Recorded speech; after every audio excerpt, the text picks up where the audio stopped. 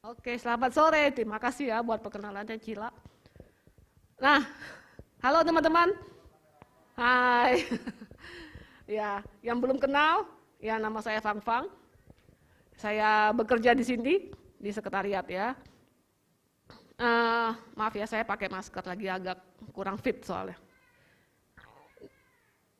Ya, nah sore hari ini saya akan membawakan satu tema ya. Ini mungkin tema terakhir ibadah like di tahun ini sebelum Natal minggu depan ya. Minggu depan kita mau Natalan. Mana nih yang semangat mau Natalan? Wow. Ya, hari ini pasti nanti banyak pengumuman Natal, info-info Natal. Nah, teman-teman yang udah semangat Natalan minggu depan jangan lupa ajak sahabat baru, teman-teman baru ya. Nah, oke, boleh dikeluarkan slide saya.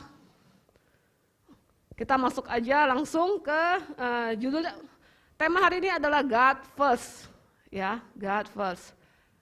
Sudah kah? Oh, sudah. Di sini belum ada. Nah, oke, thank you. Nah, teman-teman, saya mau ajak kita baca satu ayat pembuka, ya. Next. Nah, kecepatan. Oke. Yuk sama-sama kita bacakan dengan suara yang keras ya. 1, 2, 3. Karena kita ini buatan Allah, diciptakan dalam Kristus Yesus untuk melakukan pekerjaan baik yang dipersiapkan Allah sebelumnya. Ia mau supaya kita hidup di dalamnya ya. Efesus 2 ayat 10. Teman-teman, di sini dikatakan karena kita ini buatan Allah, ya buatan Allah. Nah, mungkin kita pikir saya buatan mama papa saya, benar juga, nggak salah itu, nggak salah ya. Tapi firman Tuhan ini berkata kita ini buatan Allah. Tuhanlah yang menenun kita dalam kandungan mama kita, ya. Tuhan yang menciptakan kita dalam kandungan mama kita, dalam rahim mama kita. Kita dibuat sedemikian rupa, maka jadilah yang namanya Siska, gitu kan. Dibuat sedemikian rupa, maka jadilah yang namanya Cila, gitu. Nggak sama ya mukanya Siska sama mukanya Cila. Nah, berbeda. Tapi sama-sama buatan Allah, ya, sama-sama buatan Allah. Kenapa bisa berbeda? Ya karena memang Tuhan menciptakan kita tidak ada yang sama, ya, tidak ada yang sama. Termasuk kalau kita bilang saudara kembar, sama enggak? Mungkin sama, mukanya doang kan, tapi sifatnya enggak sama, karakternya enggak sama, ya, tidak ada yang sama. Semua diciptakan, dibuat oleh Tuhan sedemikian rupa, ya, sedemikian rupa, satu persatu dengan detil dan detilnya. Tidak ada yang sama, sedemikian miliaran manusia di dunia ini tidak ada yang sama, ya. Semuanya buatan Allah, diciptakan untuk melakukan pekerjaan yang baik. Nah, firman Tuhan berkata kita semua ini diciptakan untuk melakukan pekerjaan yang baik, teman-teman. Jadi pada awalnya penciptaan itu Tuhan tidak menciptakan kejahatan, ya. Tuhan tidak menciptakan kita ini untuk tujuan yang jahat. Kok saya lahirnya begini ya, nakal? Kok saya atau dia gitu ya, nggak saya, kok dia begitu ya, nggak nurut orang tua mungkin ya, terus suka mencontek di sekolah, atau suka ngambil barang papa mamanya nggak izin gitu kan, kok dia kayak gitu ya. Nah, pada awalnya Tuhan itu tidak menciptakan kita dengan tujuan yang salah, tidak ada. Kita semua dibuat ya, karena kita ini buatan Allah, diciptakan untuk melakukan pekerjaan yang baik. Teman-teman harus tahu teman-teman ini diciptakan untuk melakukan pekerjaan yang baik. Tapi memang kita ada dosa, turunan katanya, mungkin udah belajar ya di SPK ya. Yang membuat kita kadang ya gitulah sedikit-sedikit nakal gitu kan ya. Sedikit-sedikit nakal sama orang tua, sama guru mungkin. Tapi tidak boleh kita berpikir saya ini memang seperti ini, tidak akan bisa berubah.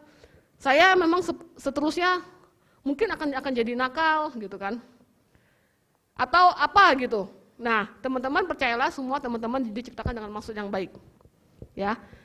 Untuk dipersiapkan kan berikutnya, yang dipersiapkan Allah sebelumnya, Ia mau supaya kita hidup di dalamnya. Hiduplah dalam kebenaran firman Tuhan ini ya, supaya gambar diri teman-teman menjadi benar dan pulih ya. Tidak ada anak nakal. Ya.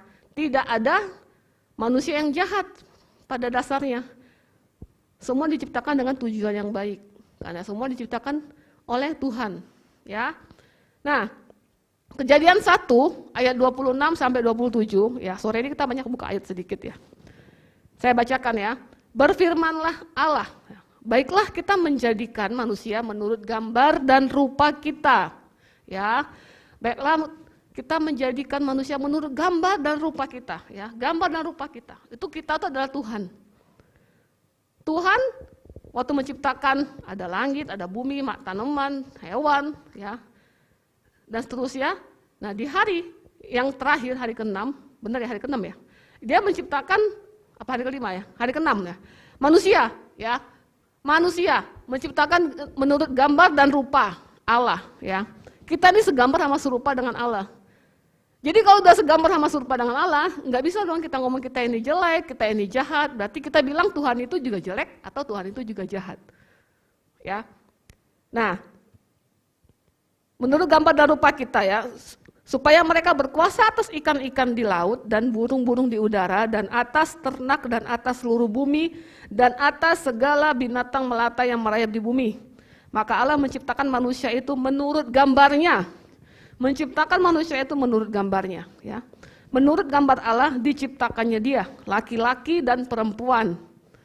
Ya, diciptakannya mereka.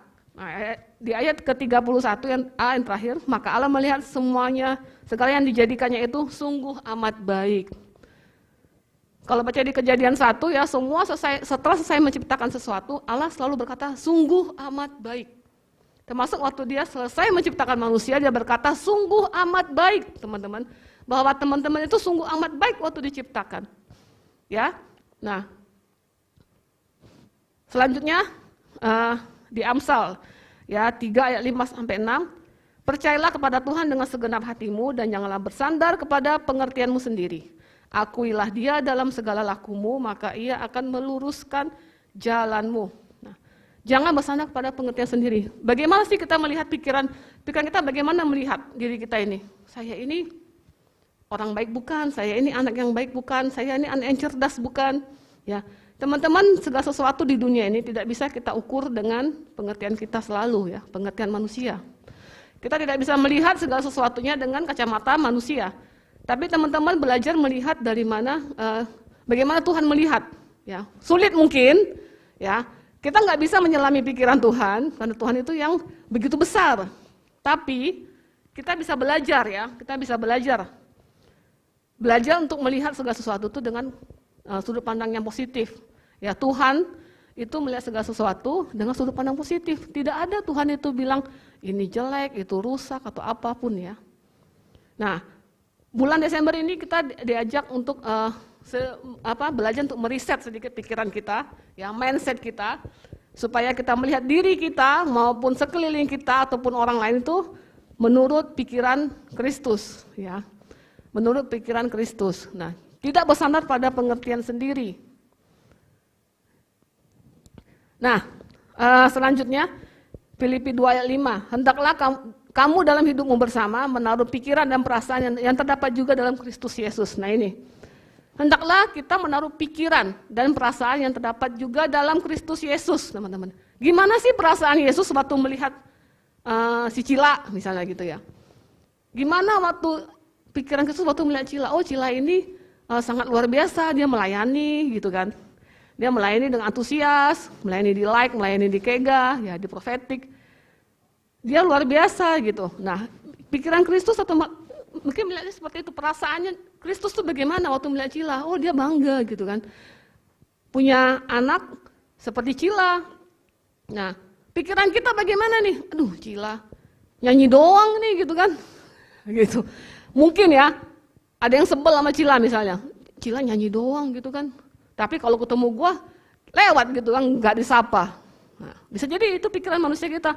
Dia cuma berani di depan sama kita, kalau udah turun ke bawah dia nggak mau tuh nyapa orang. Jadi, nah, bagaimana kita melihat segala sesuatu itu seperti pikiran dan perasaan Kristus? Sebentar ya.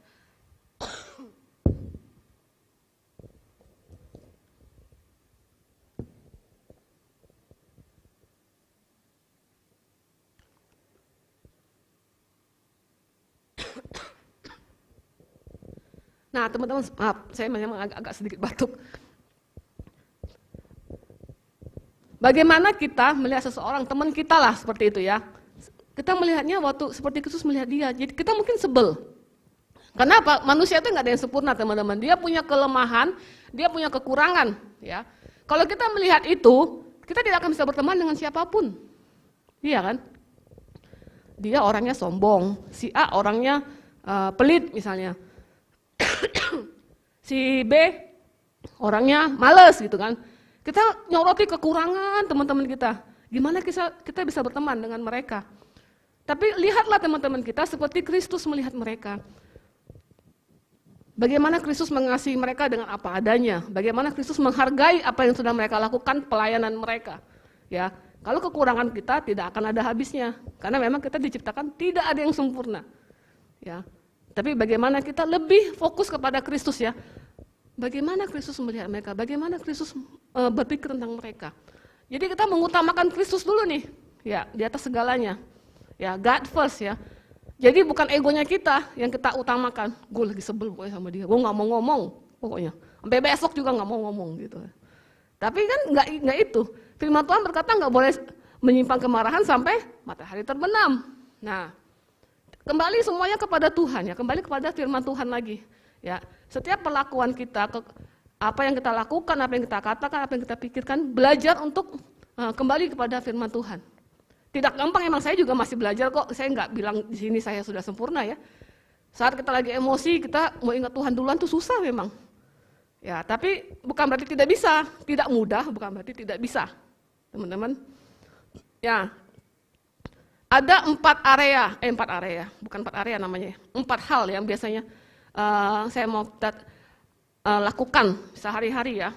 Yang pertama berdoa, ya. Nah, berdoa ini ini ada ayatnya ya. Ya. Markus 1 ayat 35. Pagi-pagi benar waktu hari masih gelap, ia bangun dan pergi keluar. Ia pergi ke tempat yang sunyi dan berdoa di sana. Ini Yesus. Pagi-pagi benar, Yesus bangun. Apa yang dilakukan Yesus pertama kali waktu dia bangun? Dia berdoa.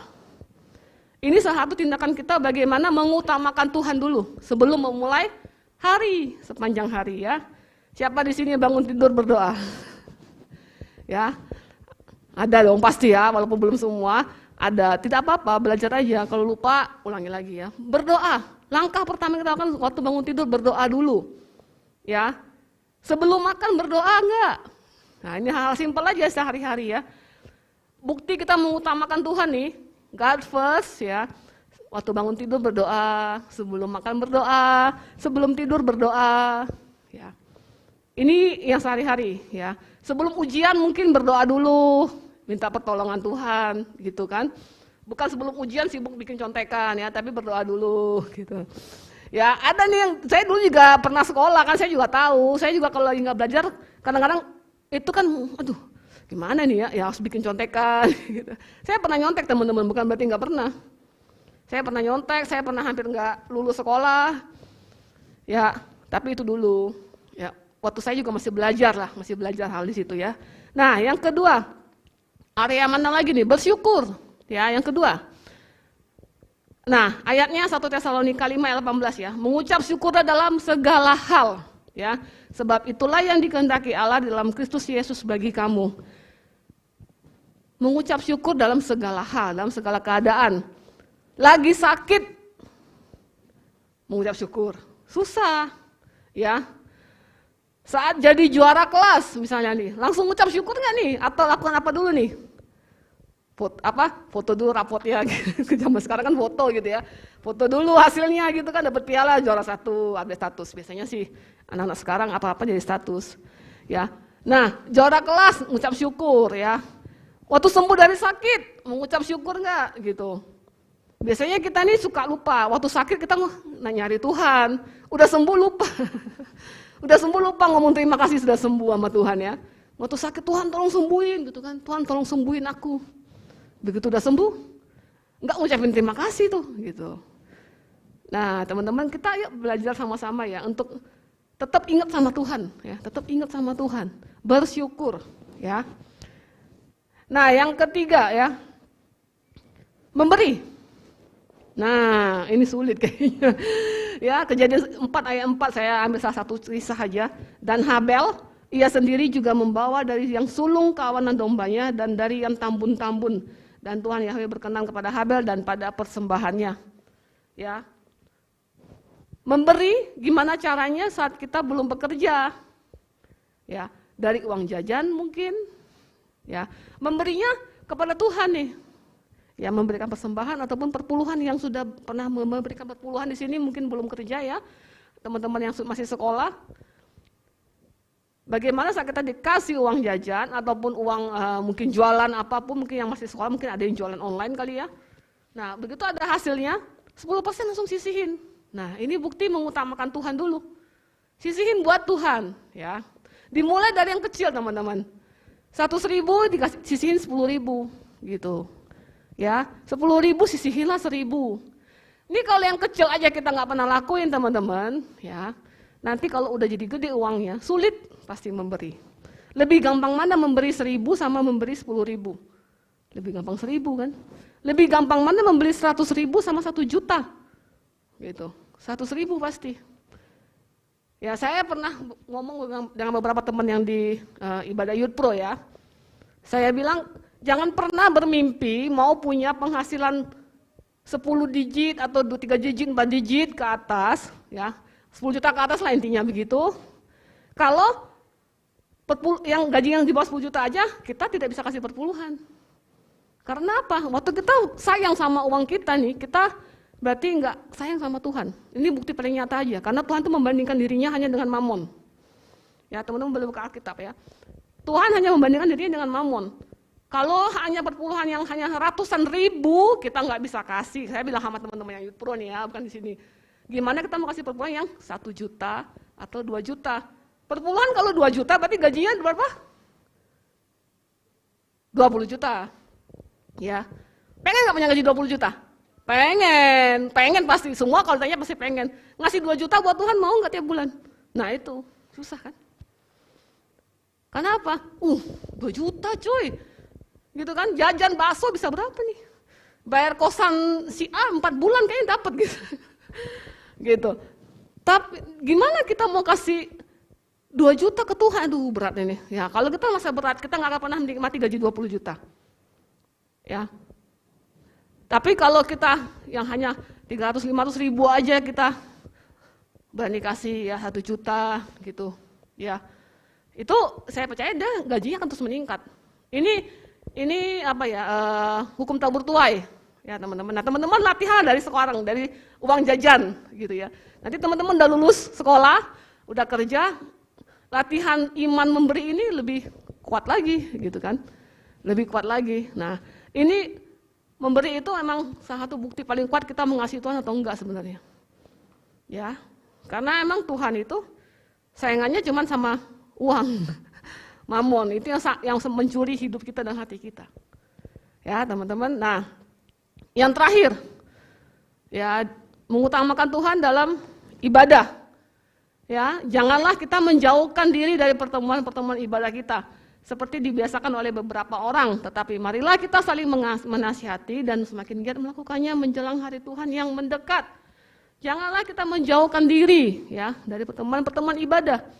Nah, hari Minggu, kalau hari Sabtu ya, kalau hari Sabtu, saat Sabtu sore, sudah menjelang Sabtu sore, gitu kan, lagi asik main game, atau lagi asik, mungkin lagi ngumpul sama teman, tiba-tiba, oh iya ada ibadah like, gitu. Nah, utamain mana nih, gitu kan, mau ibadah apa sama teman nih, ibadah kan setiap Sabtu. Gue ketemu temen gue yang ini cuman ketemu sekarang, mungkin gak tahu ketemu kapan lagi, bisa jadi kan, gue nanti aja lah ibadahnya minggu depan. Gitu. Atau, ini mumpung gue sudah di level 20, misalnya main game ya, saya nggak pernah main game, saya nggak tahu. Nanggung nih kalau gue berhenti untuk ibadah, nanti ngulang lagi dari awal, belum tentu sampai level ini, terusin aja dah. Misalnya, gitu kan. Nah, ibadah, teman-teman. Ini prioritas kita juga pertama ya, kalau like di hari Sabtu, gitu. Kalau yang umum sama Yurbo kan di hari Minggu. Ya. Saat hari itu tiba, kita lebih memilih hobi kita, ataukah ibadah. Lebih memilih melakukan aktivitas kita ataukah ibadah. Gitu. Yang hanya mungkin 1,5 jam sampai 2 jam. Ya, nah saya nggak bilang, pokoknya nggak boleh absen ibadah selama setahun. Harus ibadah terus enggak juga sih, mungkin ada urusan penting atau apa ya nggak apa-apa ya. Tapi kita bicara tentang prioritas saja. Selama itu bisa ditinggalkan dulu untuk ibadah, ya pilihlah ibadah. Kecuali itu tidak bisa ditinggalkan ya. Nah, slide terakhir. Oke. Nah, pikiran Kristus, perasaan Kristus, dan kehendak Kristus ya. Jadi akhirnya saudara-saudara, semua yang benar, semua yang mulia, semua yang adil, semua yang suci, semua yang manis, semua yang sedap didengar, semua yang disebut kebajikan dan patut dipuji, pikirkanlah semuanya itu. Ya, teman-teman, memandang sesuatu, melihat sesuatu, dan melakukan sesuatu, ya, itu harus dengan berdasarkan ini ya. Pikiran, perasaan, dan kehendak Kristus. Ini kita latihan, ya, latihan aja. Enggak gampang memang, ya, melakukan sesuatu. Aduh, Tuhan kalau lagi posisi saya ini gimana ya rasanya? Nah kayak gitu tuh nanyanya. Kalau lagi dalam posisi saya, kira-kira Tuhan gimana nih mutusin masalah ini, gitu. Ya, nah pikirkanlah yang baik-baik dulu teman-teman, yang baik, yang mulia, yang sedap didengar ya, supaya pikiran kita ini terus terpusat, terus terfokus pada Kristus, ya, pada Kristus. Mengutamakan Kristus dalam segala hal itu memang bukan perkara mudah. Apalagi kita hidup di dunia yang penuh dengan banyak sekali tawaran, godaan dan sebagainya ya. Tapi selama kita hidup dengan di jalan Tuhan, dengan firman Tuhan yang mengguidance kita, ya, kita pasti bisa. Bisa jatuh nggak? Bisa juga, tapi tetap langsung bangun ya. Enggak jatuh nggak bangun-bangun lagi itu salah ya. Ya boleh sekali mungkin lupa nih prioritas Tuhan, kebablasan misalnya kan. Ya dimaklumi lah ya sisi manusia ya. Tapi jangan dijadikan itu alasan terus aja. Udahlah Tuhan juga Maha Pengampun ya. Tuhan juga pasti kasih kesempatan kedua lah sama aku gitu kan. Nanti minggu depan lagi aja gitu. Nah bisa juga. Jangan jadikan sisi manusia kita sebagai alasan untuk kita tidak prioritasin Tuhan ya. Karena bagi Tuhan itu kita ini prioritas loh. Beda kan kita sama tumbuhan, sama hewan. Hanya manusia yang memiliki roh, teman-teman. Hewan itu hanya punya tubuh dan jiwa. Ya, manusia itu punya roh. Kita ini prioritas. Malaikat nggak punya tubuh. Malaikat punya roh dan jiwa. Kita ini di atasnya malaikat. Ya, kita ini prioritas. Buat Tuhan kita ini prioritas. Jadi jangan jadikan Tuhan juga sebagai prioritas kedua. Jadikan Tuhan itu prioritas pertama. Karena Yesus pun datang ke dunia itu hanya buat kita, ya, bukan buat hewan ataupun buat tumbuhan ya. Dia datang ke dunia hanya buat kita, ya. Dia mengutamakan kita di atas segalanya dan sudah selayaknya lah kita juga mengutamakan Yesus ya di atas segalanya dalam hidup kita. Oke, yuk kita mau bangkit berdiri, ya. Kita tim PW boleh naik, kita nyanyikan sebuah pujian, ya sebelum kita nanti saya serahkan ke host. Yuk teman-teman boleh tundukkan kepala. Ya, saya mau kita merenung sebentar, 1 menit aja teman-teman ya. Gimana hidup teman-teman saat-saat ini, ya hari-hari ini? Apakah teman-teman sudah mulai belajar melakukan kehendak Tuhan dalam hidup teman-teman? Ataukah ada yang masih melakukan kehendaknya sendiri nih? Ya masih asik dengan dunianya sendiri, masih asik dengan hobinya sendiri, suka lupa berdoa. Datang ibadah mungkin sekali-sekali gitu kan. Ya, teman-teman, saya mau teman-teman kita sekarang buat komitmen baru. Ya, komitmen baru sama Tuhan. Supaya ya, hidup teman-teman juga berubah ya. Enggak kayak gini aja, ya. Terima kasih Tuhan. Terima kasih Yesus. Ya, Engkau menjadi yang terutama dalam hidup kami, Bapa. Kami tahu dengan kedagingan dan dengan dosa yang mungkin bibit dosa yang ada di dalam kami, sulit bagi kami untuk melakukan kehendak Tuhan. Tapi kami percaya Tuhan, Roh Kudus dapat memampukan kami supaya kami terus menjadikan Engkau sebagai yang utama dalam hidup kami.